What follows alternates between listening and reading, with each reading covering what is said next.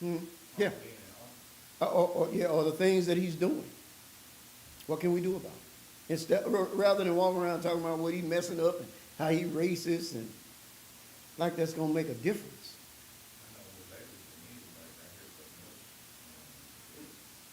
what I do here, I begin to fact check, You begin to do what? fact check, Okay. because here, well, he cutting this down, he cutting this off, and all that other stuff on here.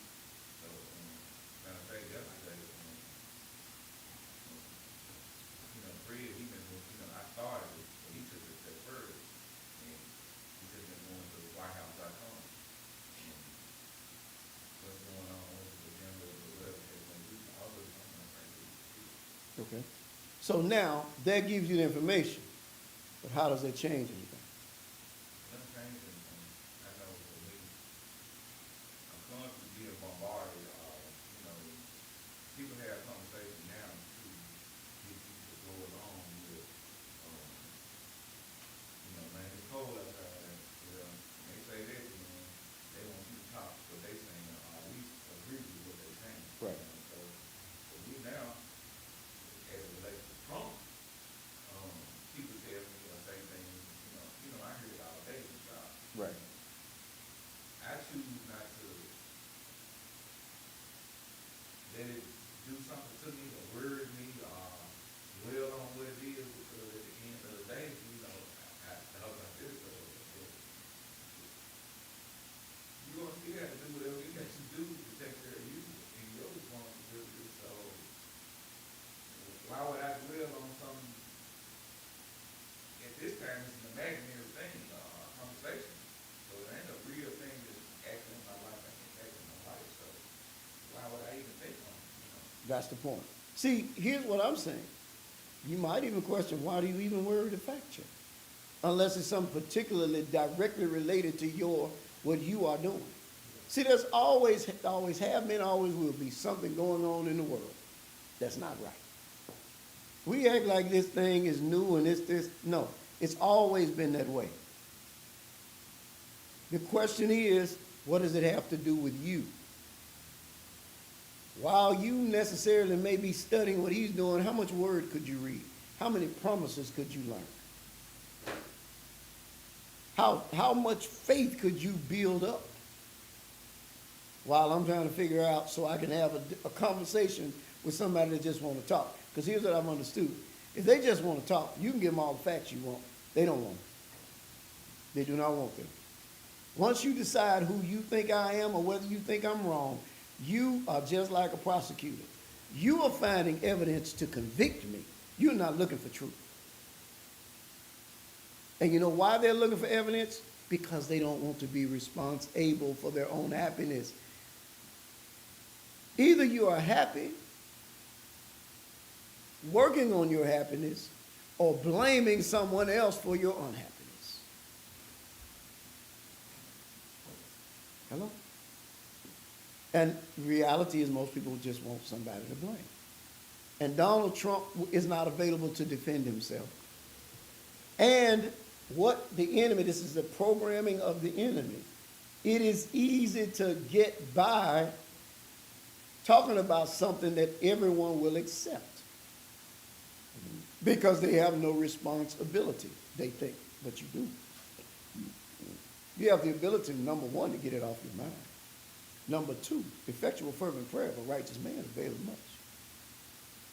How come we ain't praying for the leaders? Once the man became president, you have one responsibility. Pray for him. Hello? And hold him accountable. That's it. See, the reason people don't get anywhere is no matter who you put in office. If you think you're putting them in there and then you're going to stay who you are and keep doing the same thing you're doing and life going to be different, you're fooling yourself. So here's what I'm trying to get us on the track to do. Because I don't want this to come, it's not about negative, it's about letting you understand. At the depth, the people who really study these things, not necessarily from a religious point of view. Viktor Frankl talked about how even in the concentration camp, He had the power to choose to keep going because he could give purpose to things. And he knew he had purpose. And because it had purpose, he could go through it. You have the power to believe, but you can't get that from the Word. Stop looking out there. Stay in here. I always say, stay inside. Don't go outside so much. That's why almost every opportunity I get, I like to go sit somewhere and be quiet. I almost can't hardly stand TV. Because you're constantly connecting yourself to something outside of you. Especially if you don't have any programs, like, okay, this is what I'm going to watch, and these are my programs, boom, boom, boom. But just having TV on and watching 8, 9 hours a day, and then you want, what people say, well, why am I anxious? Because you are filling yourself with anxiety. You're always outside of yourself. Hello? Your power is within. God has put so much in you. But it's in your fellowship with Him. And the challenge you have is you must keep your mind off other folks' business. Seriously, that's not easy in this world. The first thing the enemy going to tell you when you get in your life together, he wants you to think about who beside you that you need to fix. Seriously. Tell me no. When you get to really working on you, you have to be careful because he'll get your mind so focused on the people around you who are not doing what they need to do. Especially somebody real close. I saw this thing where Miles was explaining, like a husband and wife. And he did a little demonstration of two people. He said, now they're facing each other. If they're facing each other, okay, and the enemy hits them in the back, he's attacking them, hitting them in the back. They're feeling that pain. When they start talking, who they going to talk at? The person in front of them, right? Are y'all following me? Right. So he's saying if they're constantly facing each other, this is what makes you attack the people closest to you, and you have to be careful. You'll get obsessed with fixing them. Now, I'm not saying you shouldn't let them go, whatever. God may be telling you what to do. He may tell you, cut them loose, walk on. But see, you don't want to do that because you're not really taking the time to hear what he's telling you to do and act on that. And so that's why a lot of times we need to be able to talk about it so we can clarify.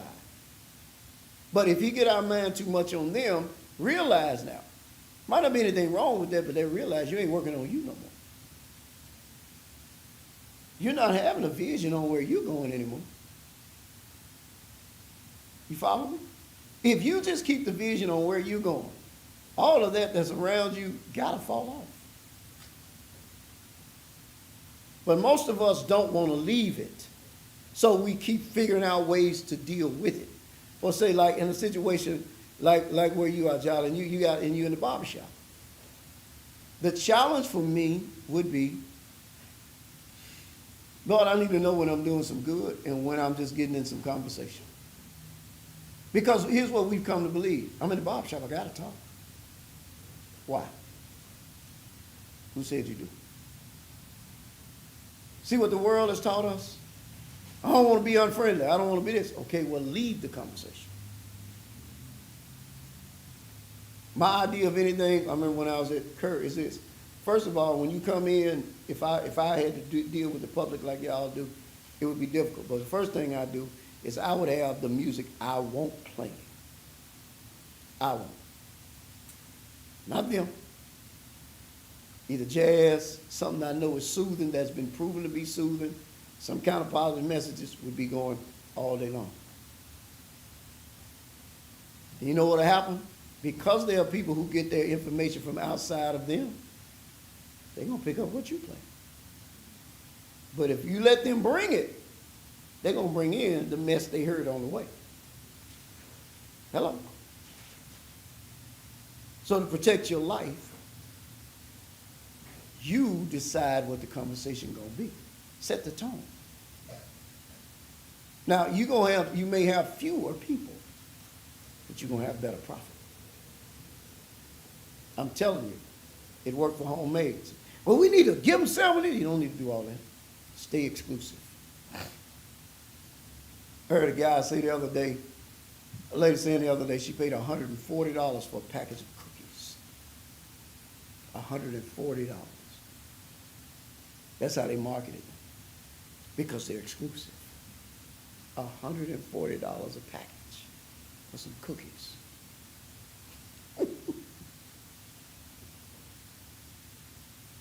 Everybody thinks in mass. Mm-mm.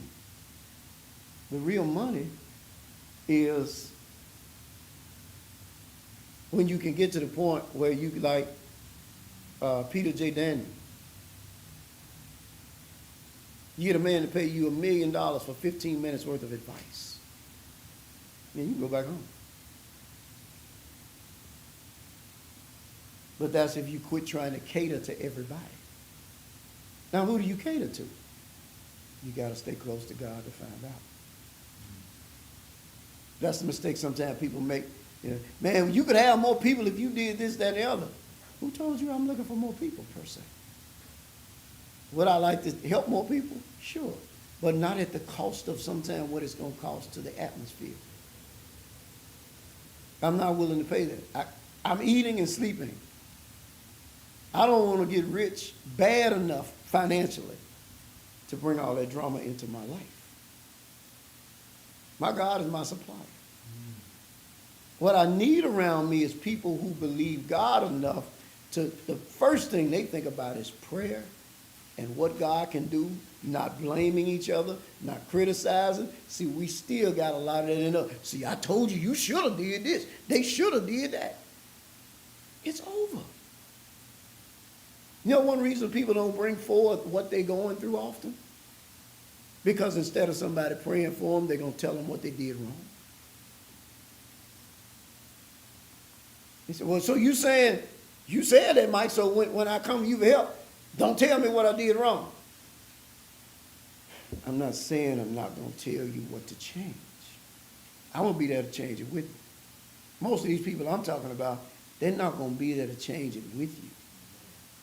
They just going to tell you, you should have did this. And if all you had to do, if it was that simple, it ain't that simple. Like people will say, so-and-so, man, should have went to the doctor. You know how many people the doctor killed? Y'all don't understand. A higher number of people get killed by them than get saved. Y'all don't believe me, do you? Say it again. A higher number get killed by them than get saved. I've been hearing a lot lately, you go to the doctor, the medicine that they prescribe cause no problem. You know, you hear it in the commercial. In the commercial. They bring out new drugs, you know, and I was saying, you know, I said it's crazy now that modern medicine is giving you plenty of pills that cause side effects that you have to take other pills to overcome side effects that they're giving you. Right. But that's, you know, technologically advanced as we are as a society, that's what medicine has come to. And that's what we think. And we're becoming the idiocracy. Because we're so smart that we don't even drink water.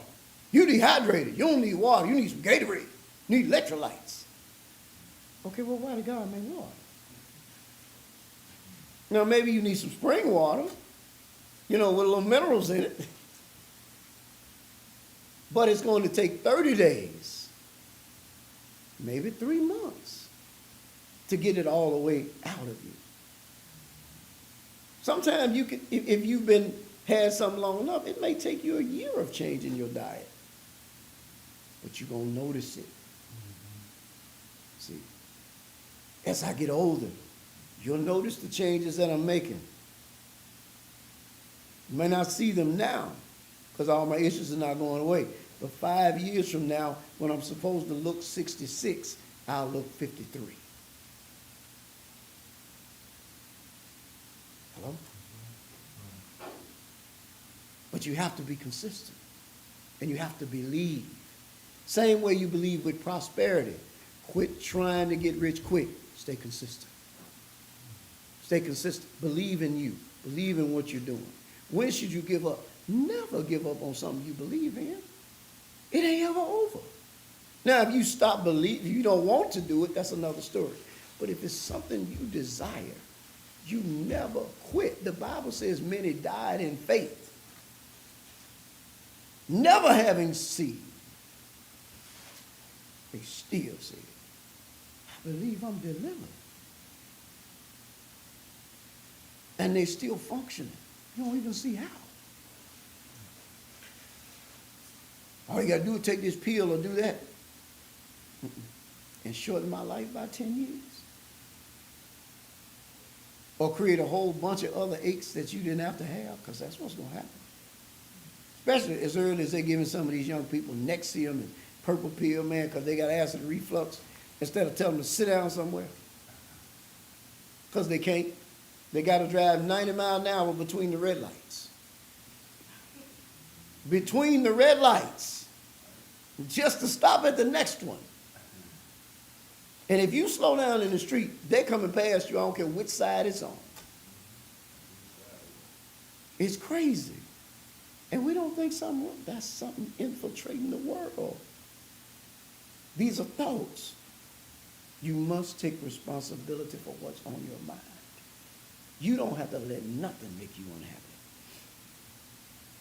When they stoned Stephen, he looked up and said, Father, forgive them. Lay this not to their charge. They don't even know what they're doing. We can't imagine it. Man, I would have did this. Can you imagine a man at so much peace that they can't even get to him doing that? Imagine how successful you would be if nothing bothered you. All the enemy all day long is trying to wake you up in the morning with a problem.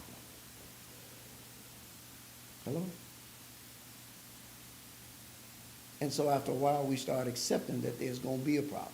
People will even tell you issues they can solve very quickly. They'll tell you, no, that's just life. See, I'm going through a season right now. Everybody goes through a season. It's a season. It's a season. For your light bill not to be paid. When all you got to do is go to work and manage your money. Now, I'm not saying it's that easy, because you got to get a hold of your habits, but you must take responsibility. I can change this. I can. And that responsibility goes all the way to the point of healing your own body. What it takes for a person to be healed by Jesus is somebody to say, oh, I believe I can still get it. And I'm not going to let nobody or nothing tell me that I can't get what God told me I could have. And you have to make that choice. And when you make that choice, your company is going to change. People fall off. Or do you have the courage to let that happen? See, I don't have to be mad at somebody else because what they won't choose. I have to have the courage to make the choice I need to make. Because you'll be surprised a lot of times if you'll make yours. You thought they were taking a stance that they were going to stand on. They were just opposing you. But once you really, they see you ain't coming back, they going, I will go on with you. I see what you, I thought I wanted it that way, but it's better. That's why I say if you're going to lead, you have to have the courage to be wrong. Because they're going to call you wrong until it shows to be right.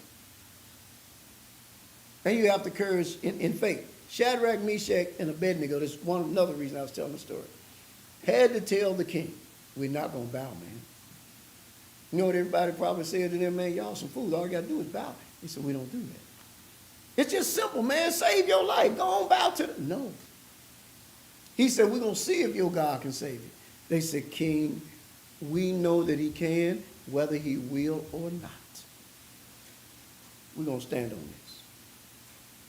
I heard a man say the other day, this is one thing about being, he was in a company, 27 years old, making $2.5 million a year as a record executive. $2.5 million a year. His salary with the company. Somebody came along, he talked about the company that manufactured the eyeglasses that Will Smith was wearing in Men in Black. offered him a job. $125,000 a year. Back in the 90s, $125,000 a year. You make it 2.5. And 25% ownership of the company. Yeah, most of us say, we ain't doing that. He said, I thought, what other town, 27 years old, he said, I got to bet on me now. Do you see where he made it not about money? See, once you get to the point where you stop being afraid of the money, then money will bow to you. You got to love the mission more than the money. You got to love the mission more than the people. You got to love the mission more than anything. Your mission is to master you. That's all the Bible ever teaches. Master you. Because if you are mastering, all God ever does is allow you situations where you have to master yourself. Over and over and over. Over and over and over. That's why I practice it all day long. I'm sitting in the restaurant. Folks taking a while to come. I ain't raising my hand. I ain't doing nothing. Why don't you just call them? Where I gotta go? People say, I ain't in no hurry. Well, why are you calling them? You know what I'm doing? I am using my spiritual power to attract them. See, y'all, he may think I'm crazy. Why? Just call them. No. I want to learn to operate spiritually. I'm going to sit here and say, let me be comfortable until they come on the time that they're supposed to come. It takes training. But if your mind is always out here, all you see is how long it's taking. And we swear we ain't in no hurry. I ain't got nowhere to go. You ain't in no hurry. Okay, well, where you going? Why not sit where you are? What's the mission where you are? Our mind already gone somewhere else. And you don't think that's anxiety? If you sitting here and your mind somewhere else, is that not anxiety? You can't even be in this room. Most time when I'm talking to people, they don't even hear the conversation. They can't wait for the conversation to be over. See, I'm going to listen to you. I'm going to tell you what you said. And I'm going to tell you saying things, and I'm going to watch what you do. And you're going to tell me you didn't do something that I know I watched you do. I didn't make a decision. No, you didn't say it. But I watched what you did. Hello? Keep telling y'all, if you say you getting ready to go, and you say, Mike, you going to ride with me? I don't know. Yeah, I'm trying to decide now. 15 minutes later, look here, he gone. Man, I ain't even decided whether I wanted to go or not. Yes, you did. Yes, you did. Y'all think just because you don't say something, you didn't make a decision? Every day you don't do what needs to be done today, you made a decision. Because the consequences of what you didn't do is what you did do. If that makes sense. You are responsible. And if you don't respond, life still holds you accountable for the response. A man wrote it in a poem this way. He said, though my knees were never bent, and I've said this before, my hourly prayers to heaven were sent. And whether formed for good or ill, the answer was returned to me still. See, you're praying all the time. Every action you commit is creating something. You overlooking them because you think you're looking for the big ones. You feel busy protecting your money. You're not doing the things that'll build your life. You have to decide how you're going to look at life. This is like how life works. God is your father, so you're already rich. Understand that. The reason you don't have stuff is not because you got to go earn it.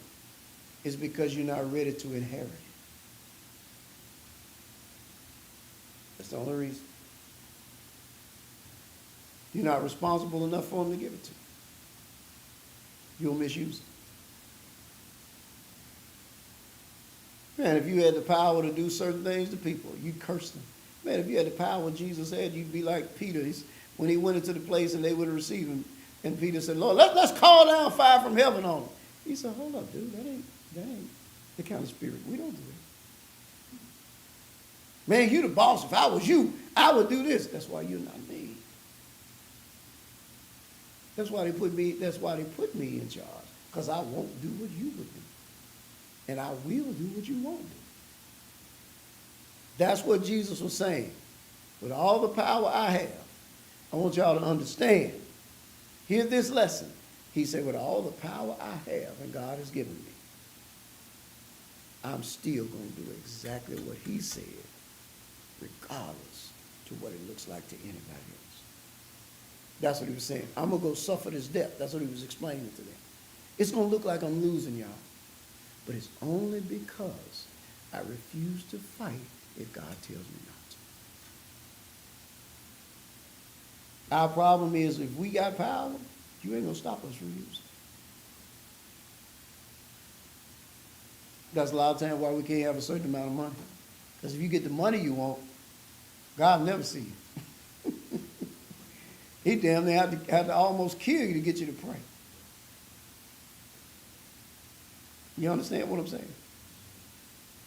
So we've got to learn that it's not about having to be down to come up. It's about the idea of master you. The rich people. I'm trying to think of the guy named, got a program called Impact Theory. Podcast. I don't know why I can't think of his name, but he always does interviews. He worth about $400 million. But all these people who have younger people who are 40 years old, multimillionaires and all of that, they're working on self-mastery. And that's all they ever work on. We still don't understand. Self-mastery is what will get us there. Our folks, as talented as they are not developing themselves. We're always looking over there. Look what Donald Trump doing. Look what you can do. Look what we can do. Look inside of you. Physician, heal thyself. Any questions? Take responsibility of everything. First of all, believe that you don't have to feel a certain way. Nobody hurts you. You choose to be hurt by what they do, if they don't physically touch you. And even some can be physically beaten and they'll choose. Now, if you think about it now, if you're in the military, you got to train that even when they torture you, you don't give up secrets.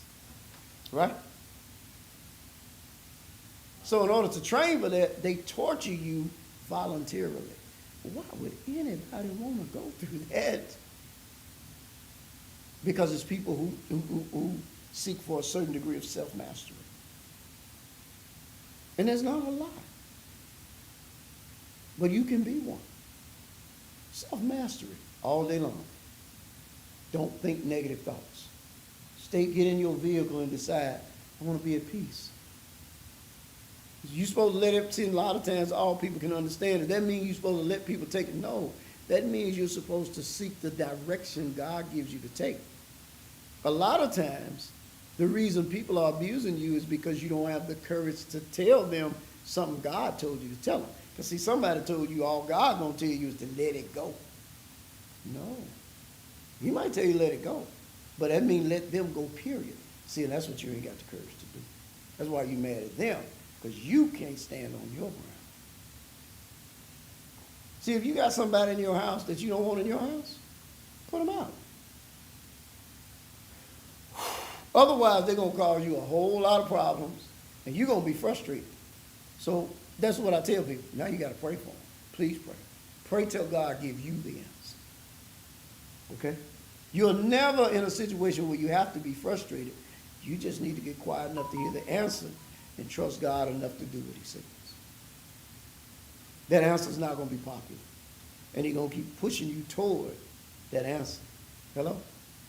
What you're hoping is the people around you understand the decision you're making. That's not always going to happen. Most times when you make the decision to move on what God gave you, the people around you are not going to understand.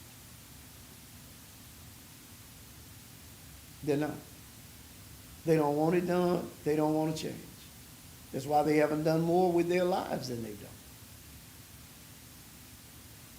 You follow me? And if you truly are seeking what you're seeking, it's about self-actualization. It's not about money and none of that. All of us can be working on being awesome every day. Because you have the power to work on you. What are you going to go out of here and do today? Are you going to choose to keep joy inside of you? More and more people are unhappy now. I found myself being more unhappy than I am happy. And then you start thinking about times when you were happier, and then you start looking for happiness. No, create it. Just decide. Rejoice in the Lord. Thought about the other day. Someone said, man, I'd like to be active every day. Somebody said, even if you just going to church every day. Even if? I had to tell myself that. You mean even if? Where would you rather be? See, you ain't seeing it right. You think the club more fun? Power is greater. The people who are successful, they are selling you their comfort. The promoters are, not them, are selling you their comforts. They ain't bought into the comfort. All the money and the lush things around LeBron James, they get to use them. That's because they don't get stuck on them. See, you think you're going to get rich while you live plush. Hello? Now live plush for where you are.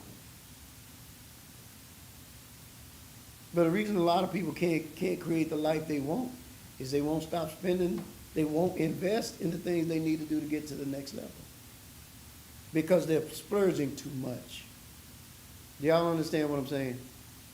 Hopefully you will. And I'm not, and we've got to stop being so you saying don't buy it? No. You have to learn to have wisdom.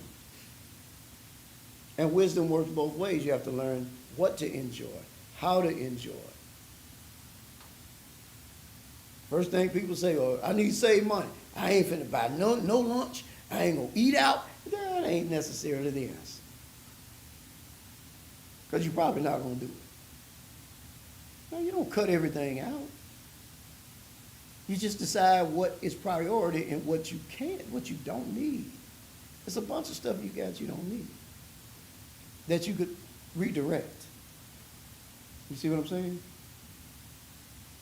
Peter J. Daniels had one car. He's a rich man, he had one car. But guess what kind it was? Anybody?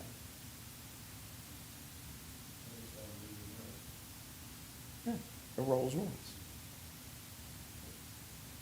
Man, why you spend so much? He said, he ain't cheap. It's not about being cheap. It's just about understanding that I'm going to buy what I need, but why I need that?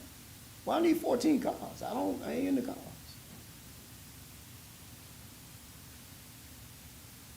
He traveled with one suit and maybe 2 shirts. I think that's how it's travel. He could go around the world with a briefcase. As long as they had the cleaners in the hotel. He had his own bullion bank, which means his money was in gold. I mean, his money good in any country. It don't go up and down in value as he travels. Whatever the gold is worth, he got the money in any country. But what he did was build his family. He was an ignorant bricklayer. Yeah, that's how he came up. And most of his family had spent their life, well, how did he put it? Getting free room and board from the state. In other words, most of them was in prison.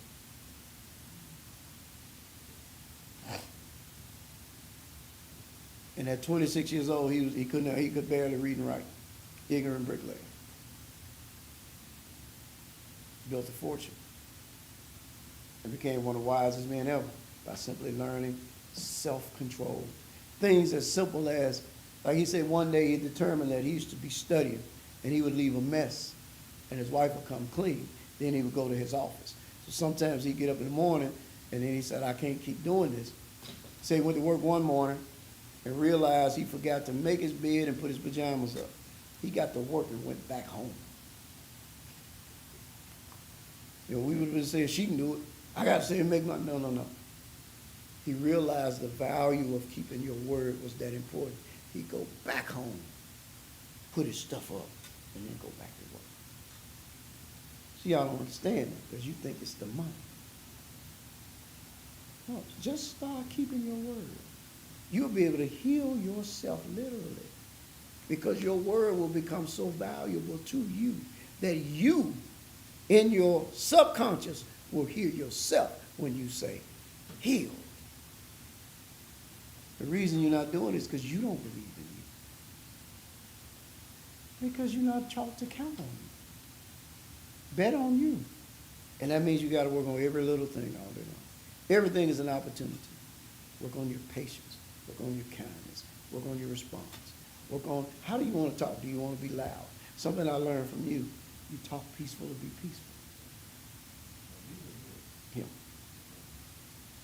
See, he don't get loud. Half the time I'm talking to him, I can't even hear him. But I know why you do it. Because I know when you was younger, you dealt with anxiety. Am I right?